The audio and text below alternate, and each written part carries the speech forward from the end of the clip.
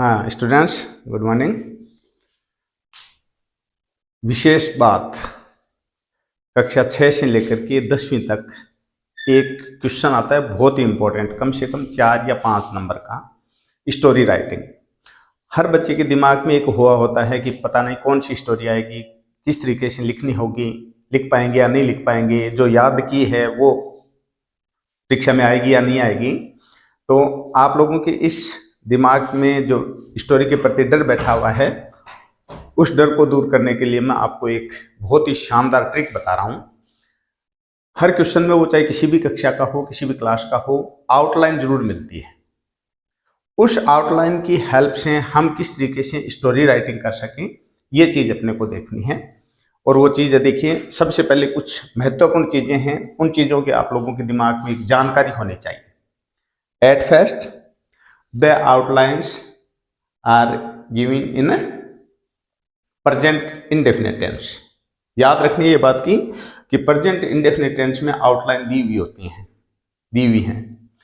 हमें इसको past tense में कन्वर्ट करना है। इसको किस तरीके से पास्ट टेंस में कन्वर्ट करें, ये सबसे महत्वपूर्ण चीज है।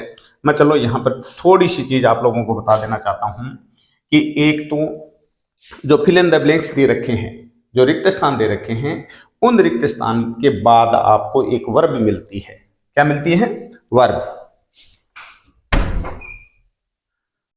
वो वर्ब हमेशा प्रेजेंट इंडेफिनिट टेंस में मिलती है, यानी वर्ब की फर्स्ट फॉर्म मिलती है जिसके साथ एस या ईएस इंक्लूड होता है। तो आपको उस वर्ब फर्स्ट को वर्ब सेकंड में कन्वर्ट करना है। नंबर फर्स्ट, नंबर एक क्या बताई बात है, वर्ब फर्स्ट जो है वो वर्ब सेकंड में कन्वर्ट करनी है। दूसरी बात है कि अगर कहीं भी आर्टिकल का आप लोगों को प्रयोग करना है, आर्टिकल का, तो आप याद रखें कि पहली बार जब हम किसी नाउन का प्रयोग करेंगे, पूरी स्टोरी में पहली बार जब हम नाउन लगाएंगे तो किसी भी नाउन के आगे हम ए या एन का प्रयोग करेंगे। लेकिन जब बार बार वही नाउन स्टोरी में यूज हो रही है, तो पहली बार के अलावा जितनी बार भी हम उस नाउन को यूज करेंगे तो उसके आगे द आर्टिकल लगाना पड़ेगा अपने को। नंबर 2। नंबर 3, आप लोगों को यह देखना है कि जो वर्ब दे रखी है उस वर्ब का सब्जेक्ट कौन है। स्पेशली इस बात पे आप अगर ध्यान दे लेंगे कि जो रिक्त स्थान दे रखा है, उस रिक्त स्थान के बाद में वर्ब निश्चित है, और उस वर्ब पे आपको फोकस करना है कि वो वर्ब, वो क्रिया किस सब्जेक्ट से रिलेटेड है। तो उस वर्ब से रिलेटेड जो भी कोई सब्जेक्ट होता है, उस सब्जेक्ट को हम उसके आगे पुट कर देंगे और उसके बाद वर्ब को वर्ब सेकंड में या वाज वर आईएनजी में कन्वर्ट कर देंगे। क्लियर बात है। अब आपको यह देखना है कि उस वर्ब का इफेक्ट सब्जेक्ट के अतिरिक्त किस पर पड़ा है, यानी ऑब्जेक्ट क्या हो सकता है उसका। अगर ऑब्जेक्ट की पहचान हो पाती है तो आप उसके बाद ऑब्जेक्ट लगा दें। ये छोटे से नियम हैं, आपको ध्यान में रखना है। मैं कहानी लिख रहा हूं आप लोगों के सामने, जब तक हम अपने इन नियमों को इम्प्लीमेंट नहीं करेंगे अपने स्टोरी में, तब तक आप लोगों के दिमाग में नहीं आएगा। देखिए कैसे करते हैं। सबसे पहले देखिए, at first you should recognise the title of the story. Story का टाइटल क्या हो सकता है, ये पहचान आप लोगों को करनी है। A farmer returning home, cold evening, sees a snake. इसका मतलब a farmer and a snake story है। टाइटल क्या हो गया? A farmer and a snake, एक किसान और एक सांप, ये इस कहानी का टाइटल है। अब देखिए, एक एक सेंटेंस को ले रहा हूं मैं, एक एक सेंटेंस को ध्यान से देखना है। ए फार्मर, रटा रटाया सेंटेंस है। Once there was a farmer, यहां से मैं कहानी शुरू कर रहा हूं मेरी। Once there was a farmer, एक बार एक किसान था। रिटर्निंग होम, घर आ रहा था। आईएनजी लगी है वर्ब के आगे, तो इसका मतलब आपको आईएनजी से पहले वाज या वर्ब का प्रयोग करना है। अब रिटर्निंग कौन है, लौट कौन रहा है, फार्मर लौट रहा है। फार्मर का नाम पहले आ गया, तो यहां पर आपको द फार्मर लगाना है। The farmer was returning home. नकल कर रहा हूं मैं, कुछ नहीं कर रहा हूं। रिटर्निंग होम, अपने घर लौट रहा था। कोल्ड इवनिंग, कोई कर्ता नहीं है यहाँ पे, कोई क्रिया नहीं है यहाँ पे, सिर्फ इवनिंग का एडजेक्टिव दिया हुआ है कि इवनिंग जो थी, शाम जो थी वो ठंडी थी, तो इसके आगे आपको इट वाज लगाना है और कुछ नहीं करना। It was cold evening, it was cold evening, ठंडी शाम थी। एक एक फ्रेज को ले रहा हूं, ध्यान देना है। सीज देखता है, ए स्नेक एक सांप। कौन देखता है? इस सी का रिलेशन किससे है? इस सी जो वर्ब दे रखी है उस वर्ब का सब्जेक्ट कौन हो सकता है? कौन देखता है? हाँ शाबाश, फार्मर। तो हम यहाँ क्या लिखेंगे? The farmer. आप लोगों को मैंने बात बताई है कि वर्ब फेस्ट जो है उस वर्ब फेस्ट को सेकंड में कन्वर्ट करना है, याद है ना आपको? वर्ब फेस्ट को वर्ब सेकंड में कन्वर्ट करना है। तो सी की सेकंड फॉर्म क्या होती है? सा। ए स्नेक एक सांप को देखता है। आगे अनकॉन्शियस बेहोश। कौन? तो इसके आगे ये एडजेक्टिव दे रखा है, विशेषण दे रखा है, तो उसके आगे सिर्फ आपको नाउन और वाज लगाना है और कुछ नहीं है।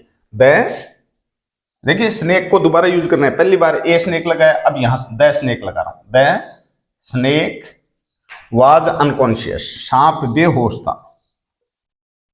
अनकॉन्शियस, सांप बेहोश था। फार्मर टेक्स पिटी, किसान को दया आ जाती है। तो यहां पर आपको कुछ नहीं करना है, इस टेक्स की सेकंड फॉर्म लगानी है आपको और कुछ नहीं करना। फार्मर के आगे द लगाना है, आर्टिकल। द फार्मर टुक पिटी, दया आ गई। किस पर है? किस पे दया आ गई? सांप पे। तो आप लोगों को बताया ना मैंने, सब्जेक्ट के बाद वर्ब और वर्ब के बाद अगर उस वर्ब का प्रभाव किसी और पर पड़ता है तो उसके आगे हम ऑब्जेक्ट लगा देते हैं। तो the farmer took pity at the snake,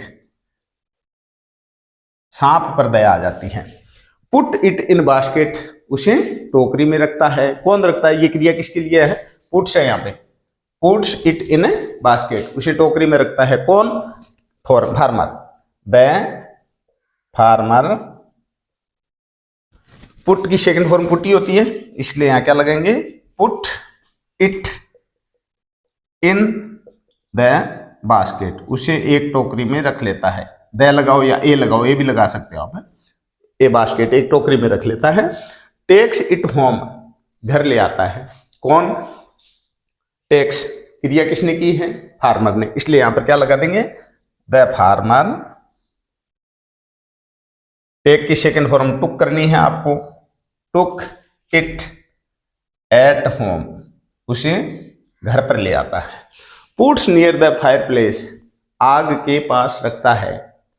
कौन रखता है? यह क्रिया कौन करता है? फिर फार्मर की बात आई है। तो आप लोगों को बार बार एक ही बात बता रहा हूं मैं, फिल इन द ब्लैंक्स जो दे रखा है, खाली स्थान दे रखा है, उस खाली स्थान के बाद में वर्ब दे रखी है।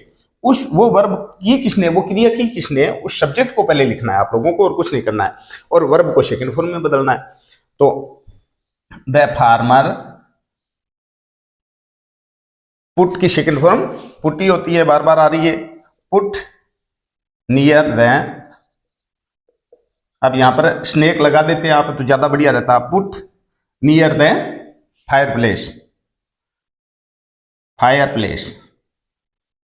अगर नहीं लगाया है तो अब लिख सकते हो आप place it. The farmer put near the fire place it, या यहां ज्यादा बेटर रहता, ज्यादा बढ़िया यहां रहता अगर मैं यहां पर स्नेक लगा दूं या इट लगा दूं। तो it near the fire place. Next, near the fire place. Snake recovers, snake सांप जो है वो रिकवर हो जाता है, सही हो जाता है। तो यहां पर द लगाना है आपको और कुछ नहीं करना। द स्नेक रिकवर की सेकंड फॉर्म रिकवर्ड करना है, रिकवर्ड शून, शीघ्र ही। ये एडवर्बियल लगा रहा हूं मैं, शून, शीघ्र ही वो ठीक हो गया। गिव्स मिल्क, दूध देता है। कौन? फार्मर। किसको? स्नेक को। शाबाश। तो हम यहां क्या लिख देंगे? The farmer, the farmer give की सेकंड फॉर्म लगानी है, गिव मिल्क, उसे दूध देता है। किसको? टू द स्नेक, सांप को। आगे स्टार्ट मूविंग, चलना शुरू हो जाता है। कौन? ये क्रिया किसके लिए आई है? स्नेक के लिए। द स्नेक स्टार्ट्स के स्थान पे स्टार्टेड करना है, स्टार्टेड मूविंग, चलना शुरू हो जाता है या हिलना डुलना शुरू हो जाता है। फार्मर सन प्लेइंग, कुछ नहीं करना है आपको, फार्मर्स सन वाज प्लेइंग इतना करना है। आईएनजी से पहले आप लोगों को मैंने शायद बताई होगी ये बात है या नहीं बताई है, तो आईएनजी वर्ब जहां लगती है उससे पहले वाज और वर्ब का प्रयोग निश्चित रूप से होता है। यहाँ फार्मर सन सिंगुलर है इसलिए वाज का प्रयोग करना है। Then farmer's son was playing there, was playing there, वहां खेल रहा था। स्नेक्स अटैक्स, सांप आक्रमण करता है, तो द स्नेक अटैक्स के स्थान पे अटैक्ड करना है, स्नेक अटैक्ड। किस पर आक्रमण करता है? इस क्रिया का असर किस पर पड़ रहा है सांप के अलावा? द सन, बेटे पर। ऑफ द फार्मर लिखो तो लिख दो, नहीं तो कोई जरूरी नहीं है। हाँ, फार्मर एंग्री, तो आपको द फार्मर वाज एंग्री लगाना है क्योंकि ये एडजेक्टिव है और एडजेक्टिव सिंगुलर हो तो उसके आगे वर्ब लगती है singular. The farmer was angry, farmer was angry, किसान क्रोधित था। किल्स इट, उसे मार देता है। कौन? फार्मर। किसको? सांप को, जिसके लिए ये प्रोनाउन यूज हो गया है it. The farmer killed it, the farmer killed it. अब आप लोगों की ये ड्यूटी बनती है कि अगर आप कहानी का टाइटल और कहानी के अगर मोरल लिख देते हैं तो लगभग 50% ये समझा जाता है कि आपको कहानी की जानकारी है। इसलिए यहां पर मोरल क्या बन सकती है, कहानी की क्या शिक्षा बन सकती है, इसका सार क्या हो सकता है पूरी कहानी का? हाँ, स्वभाव कभी नहीं बदलता। क्या लिखे हम? स्वभाव कभी नहीं बदलता, इसलिए इसकी मोरल लिख देंगे हम। मोरल, नेचर नेवर चेंज, स्वभाव कभी नहीं बदलता। यह कहानी है। अच्छे से अगर नियमानुसार आप लिखो, चलो एक कहानी का और प्रैक्टिस करवाऊंगा मैं, चाहे टाइम लगे, दूसरा वीडियो बना लेते हैं। चलो ध्यान देना है, एक बार मैं फिर बता रहा हूं, आउटलाइन की हेल्प से देखिए कई चीज़ों को फायदा होता है। एक तो सबसे बड़ी बात तो ये है कि आपको वोकैबुलरी की प्रॉब्लम नहीं होती, किसी भी प्रकार की स्पेलिंग जो होती है वो स्पेलिंग आप आउटलाइन से उठा सकते हो और अपनी कहानी में शामिल कर सकते हो, और ऐसा ही होता है। इसके अलावा आप लोगों को जो चीज़ शामिल करनी है वो ये है कि एक तो वर्ब फर्स्ट को वर्ब सेकंड में कन्वर्ट करना है, नंबर 1। नंबर 2, आर्टिकल पहली बार जब नाउन का प्रयोग करें किसी भी नाउन का तो ए या एन आर्टिकल लगाएं। उसके बाद कहानी में जितनी बार भी आप उस नाउन को यूज करते हैं तो हर बार द आर्टिकल का प्रयोग करना है। क्लियर है बात? नंबर 3 है कि अगर कोई वर्ब दे रखी है और उससे पहले अगर कोई फिल इन द ब्लैंक्स दे रखा है, खाली स्थान दे रखा है, तो उस खाली स्थान में आप सब्जेक्ट भरें। उस वर्ब का सब्जेक्ट के अलावा किस पर प्रभाव पड़ रहा है वो वर्ब के बाद लिखें ऑब्जेक्ट, कि कर्ता को पहले लिखना है, सब्जेक्ट को। इतनी सी बात ध्यान में रखनी है और कुछ नहीं। अगर मेरा तरीका आपको अच्छा लगा है तो चैनल को जरूर सब्सक्राइब करना और वीडियो को लाइक और शेयर करना। इसके अलावा अगर किसी भी प्रकार की कोई स्टूडेंट्स के प्रॉब्लम होती है किसी भी टॉपिक में, इंग्लिश में या मैथमेटिक्स में, तो वो मुझे कम से कम कमेंट बॉक्स में लिख करके ये बताएं कि हमें इस चीज़ की नॉलेज चाहिए, इस चीज़ की जानकारी चाहिए। जितना मेरे पास है मैं आप तक पहुँचाने की पूरी कोशिश करूँगा। इन्हीं शब्दों के साथ आप सभी को वीडियो देखने के लिए बहुत बहुत धन्यवाद।